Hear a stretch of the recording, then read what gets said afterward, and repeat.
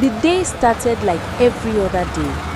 Nkechi had just finished eating her plate of jollof rice in one of the most popular restaurants in town. She leaned back on her chair, patting her stomach in satisfaction. But just as she was about to sip water, a sharp pain gripped her stomach.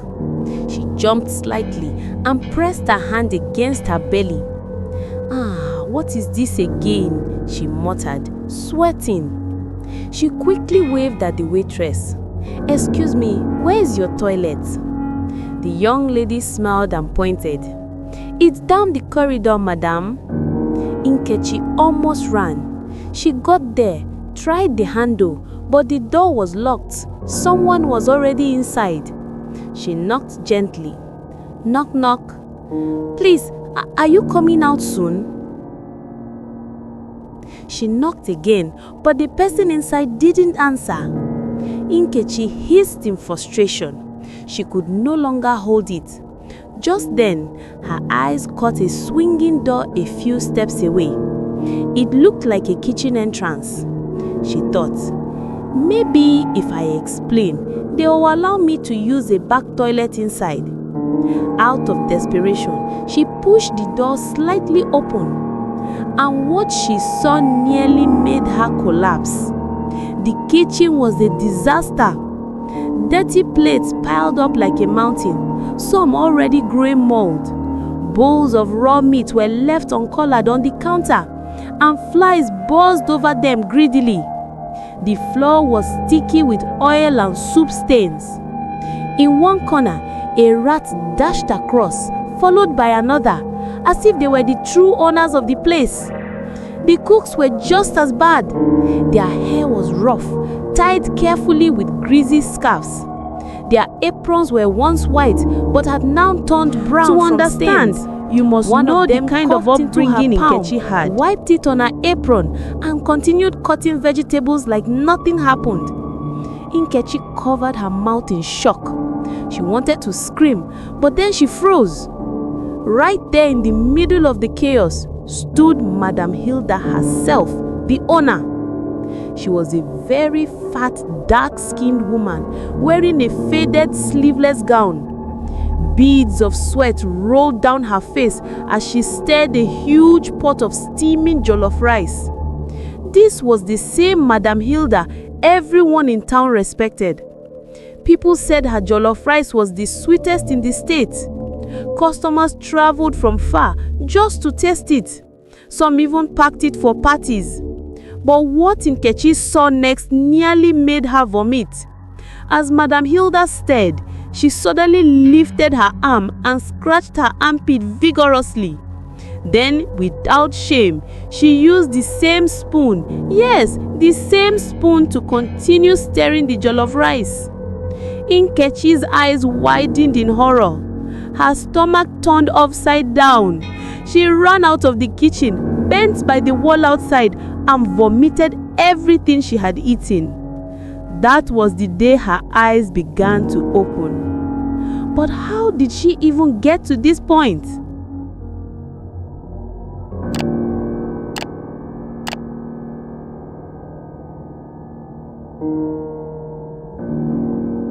She was the first daughter of Mr. and Mrs. Obi.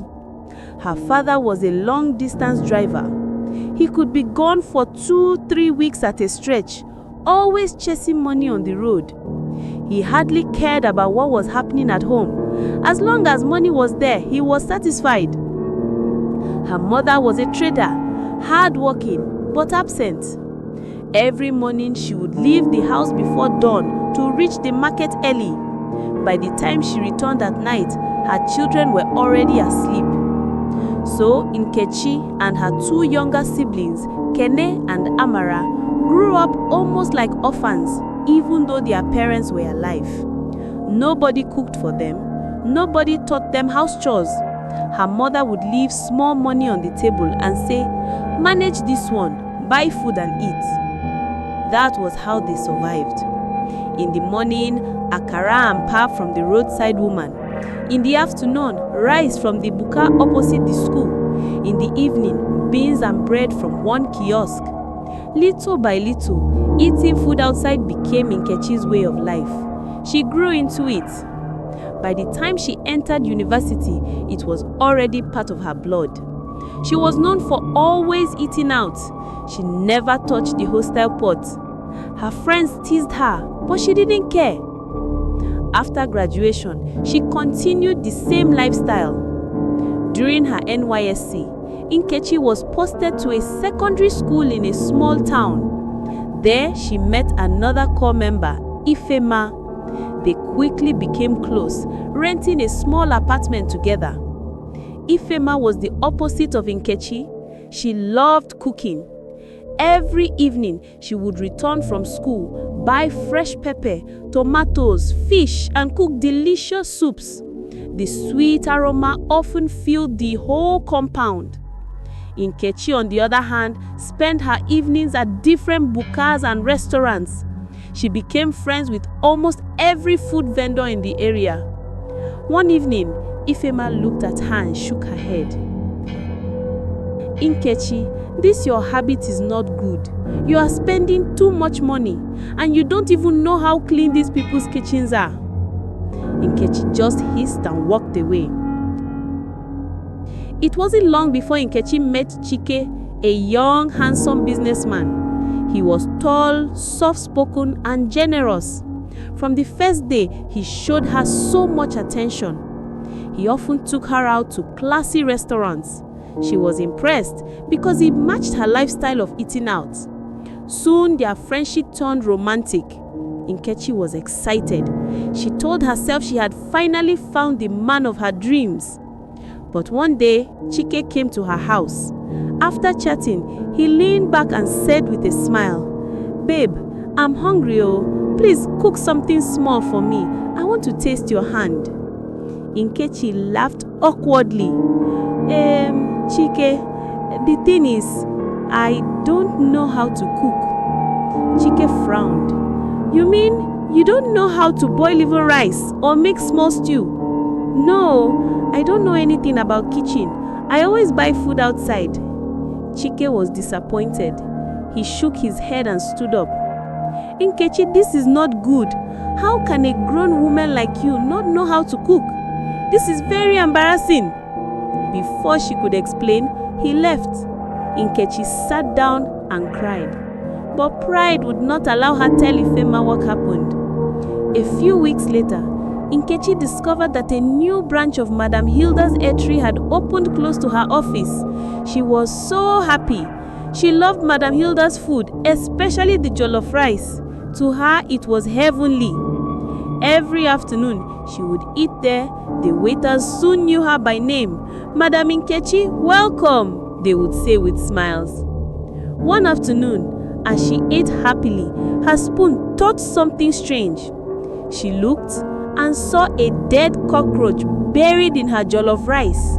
She screamed in shock. Some customers turned to look at her. Embarrassed, she quickly covered it and muttered, "Maybe it's just a mistake." And like a fool, she continued eating at the restaurant. 1 week later, Nkechi felt very sick. Her stomach turned, her body was hot, and she vomited continuously. She was rushed to the hospital.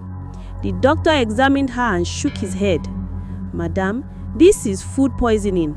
You are lucky you came early. Dirty food is killing many people silently." After days of treatment, she was discharged. Ifema cared for her like a sister. But did she learn a lesson? No. She returned to Madam Hilda's food. Again, she fell sick. The third time, she decided to find out what was really happening. That Saturday, she went to Madam Hilda's eatery as usual. She ordered her favorite jollof rice. She ate slowly, pretending to enjoy it. Then she stood up and asked for the toilet. But instead of going there, she sneaked into the swinging door of the kitchen. And there, she saw the dirty plates everywhere, flies buzzing around, rats running freely, cooks in filthy aprons. And right there in the middle was Madam Hilda herself, the famous woman. She was stirring her jollof rice with the same spoon she used to scratch her armpit. Nkechi almost fainted. She staggered back, covered her mouth, and rushed out. From that moment, she swore never to eat from there again. That night, she cleaned her small kitchen, bought foodstuff, and begged Ifema, "Please, my sister, teach me how to cook. I don't want to die eating poison." Ifema smiled warmly. "Finally, you are ready. Don't worry, I'll help you." That day, they prepared egusi soup together. It wasn't perfect, but it was clean and tasty. Nkechi felt proud of herself. From then on, she practiced cooking daily. She watched YouTube videos, called her mother for tips, and asked Ifema questions. Slowly, she improved. Soon, she began taking her own food to work. Her colleagues were surprised. Chike later returned, apologized for how he left, and they reconciled. A few months later, they got married.